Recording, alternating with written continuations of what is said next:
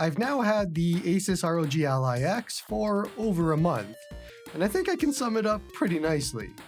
It's so good. It's so very good.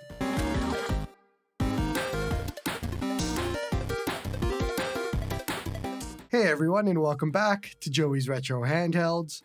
I'm Joey, and this is my handheld. Well, it's the Asus ROG Ally X, but it was made for me.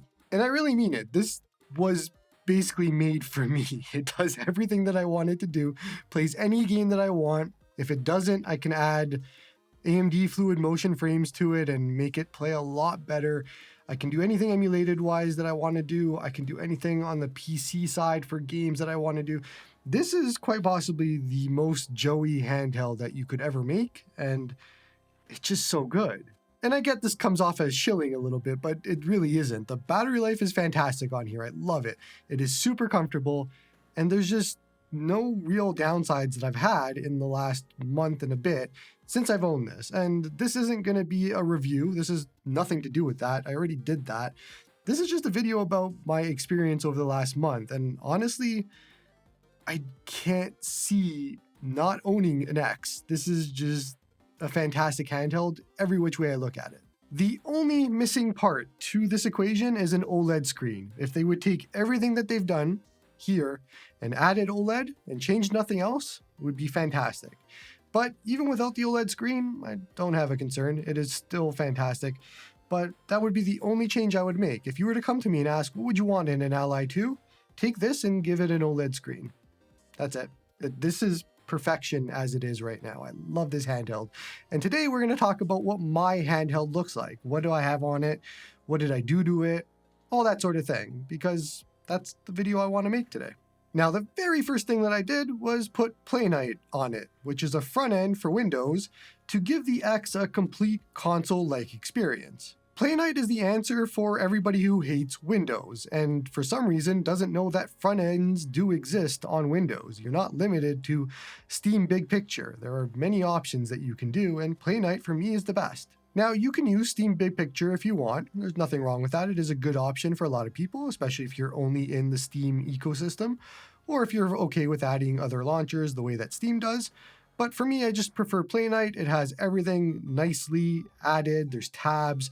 You can add plugins for how long to beat and other things. And it just gets so customized that it's just such a good experience as long as you're familiar enough with how to set up Playnite.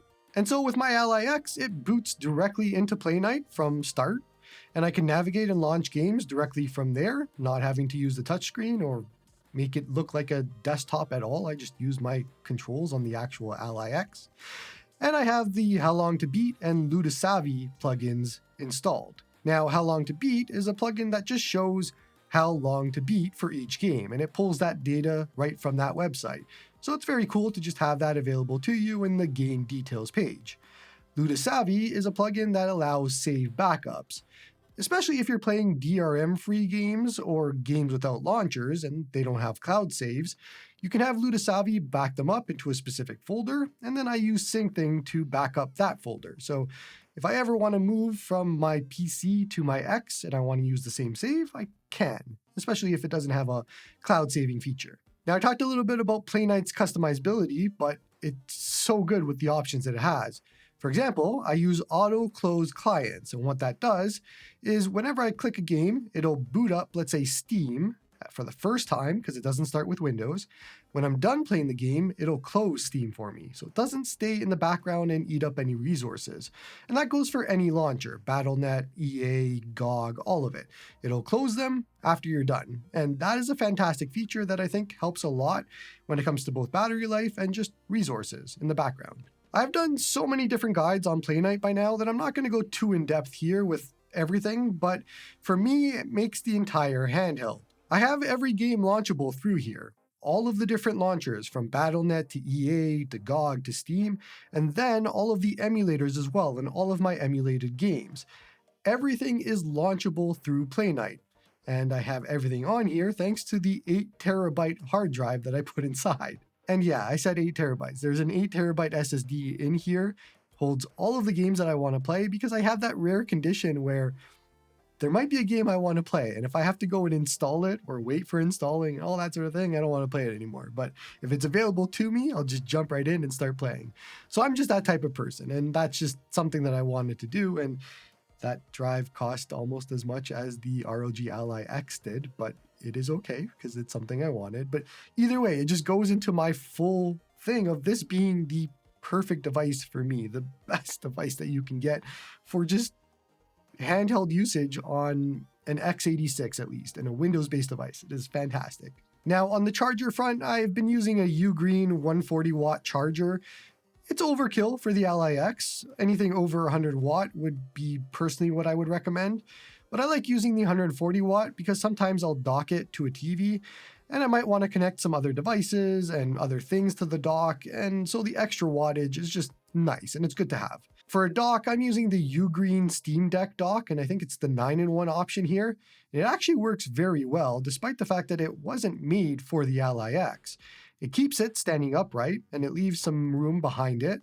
It does 4K 60, gigabit Ethernet, supports 100 watt charging, has an SD card slot, and has all the USB ports that I would need, so I can connect external controllers and all of that fun stuff. I'm still on the lookout for a good case. I had the slim ROG Ally Original TomTalk case.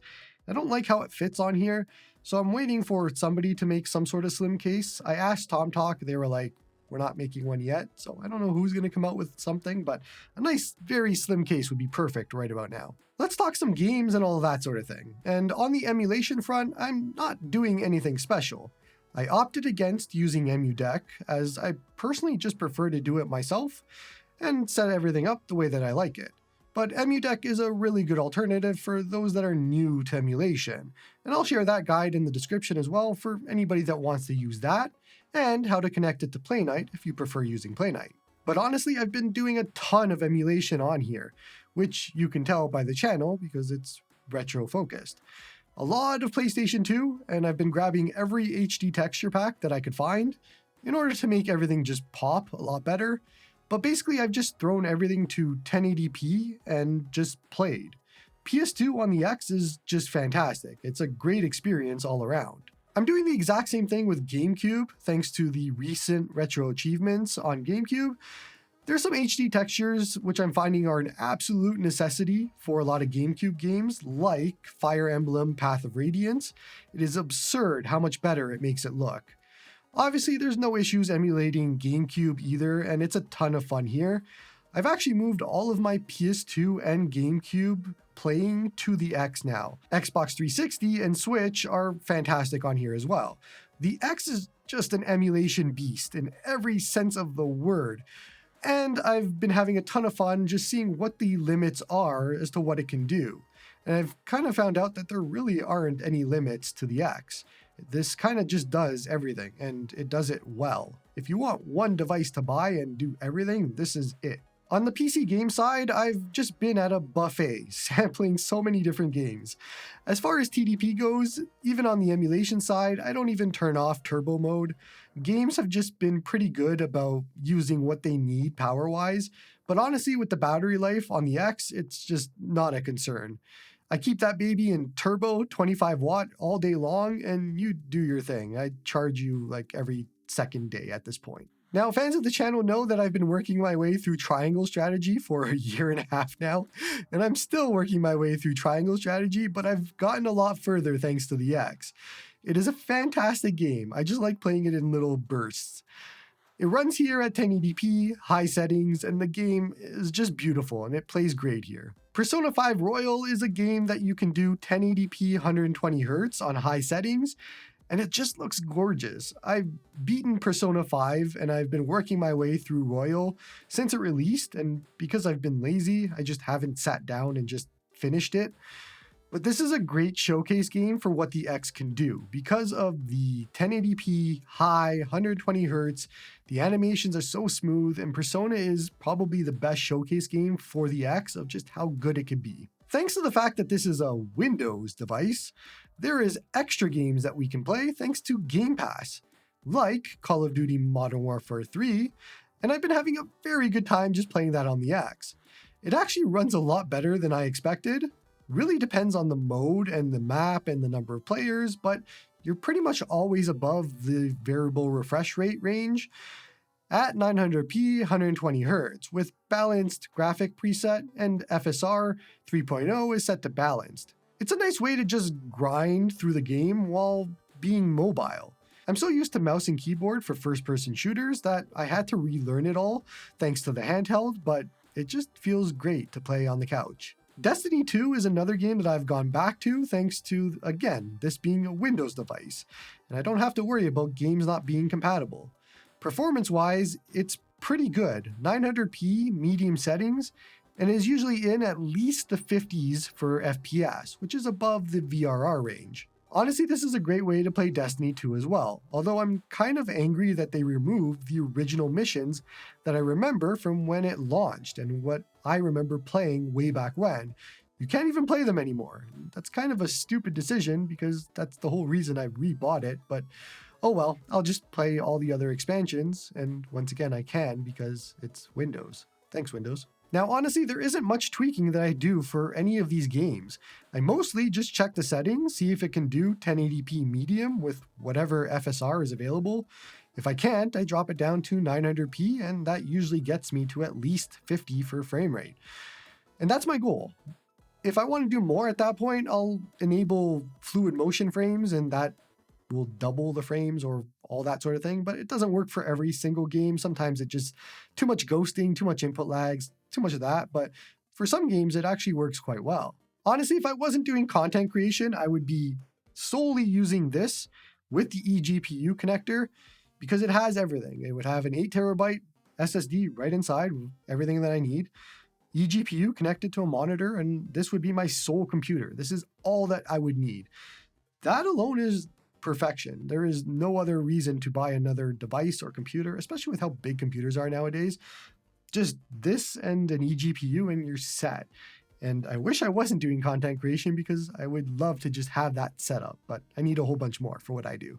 This is the most perfect x86 that I could ask for. It is the most complete Joey handheld when it comes to Windows-based and pretty much anything that I would want out of a computer in a handheld form factor. The Steam Deck and Steam Deck OLED are fantastic options. They were just never for me specifically. This is exactly what I've been waiting for. This is what I wanted the ROG Ally Original to be. It just took a revision to get there, but we're here now, and this is just everything. This is fantastic. So if you've been on the fence, if you've been looking at this, if you're maybe considering it, and I know this video was complete shill after shill after shill of how happy I am with this, but I don't really care. Others do it and they hide it. I'm just going to tell you right up front that, yeah, I love this thing, and nobody's paying me to say that, but I love it. So if you're interested and you want to grab one, there's no way I could talk you out of it. This is a fantastic device. X does in fact give it to you. That's going to be it for this one. Don't forget to like and sub to help the channel grow. Come join me on the Discord to tell me how much better the Steam Deck is than this.